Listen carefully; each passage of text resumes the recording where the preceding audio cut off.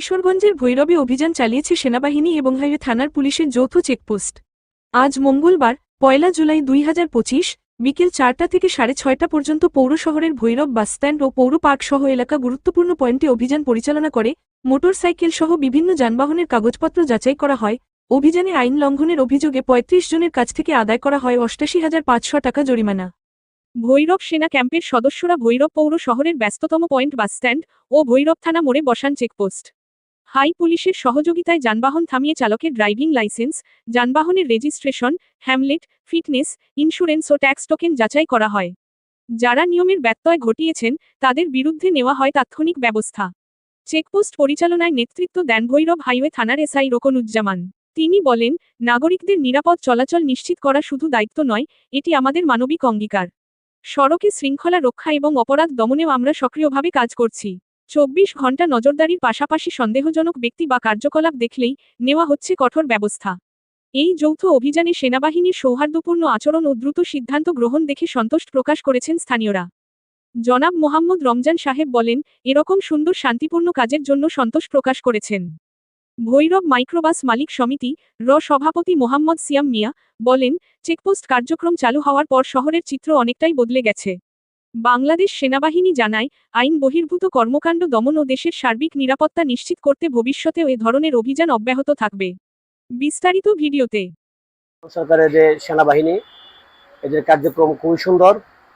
এরা থাকলে দেশের আইন শৃঙ্খলা বাহিনীও সব দিক দিয়ে সহযোগিতা পায়।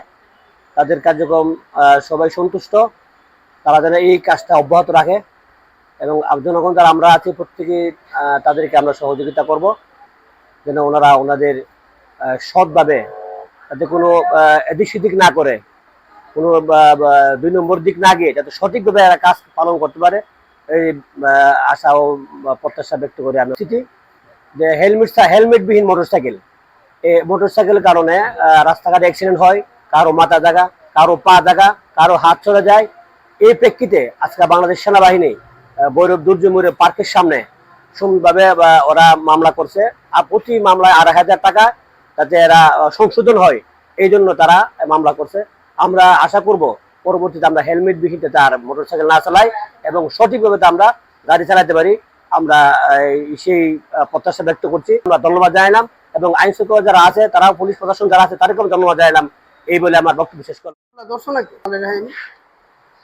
আমাদের ভৈরব সেনা ক্যাম্প যৌথ অভিযান করার ফলে ভৈরবের চুরি, ছিনতাই এবং যে পরিবহন খাতে যে বিশৃঙ্খলা সৃষ্টি হয়েছিল তা অনেকটাই মোটামুটি আমরা ভৈরববাসী সুফল পেতে শুরু করেছি।